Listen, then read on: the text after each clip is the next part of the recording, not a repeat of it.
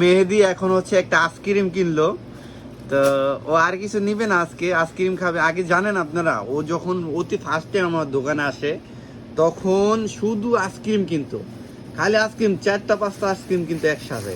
তা আমি ওর আব্বাকে একদিন বললাম, ওর আব্বা আসতে পরে বললাম যে ও শুধু আইসক্রিম কিনে। ওর আব্বু তখন রাগ হয়ে গেছে, বলে খালি আইসক্রিম খাইলে কি চলবো, অন্য কিছু খাইতে হইব।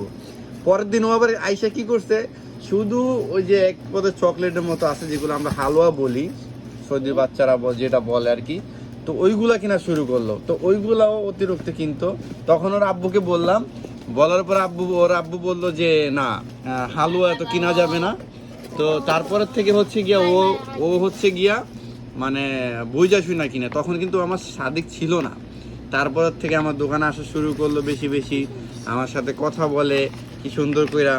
তো ওর কথাগুলো খুব ভালো লাগে, মিষ্টি কথা বলে।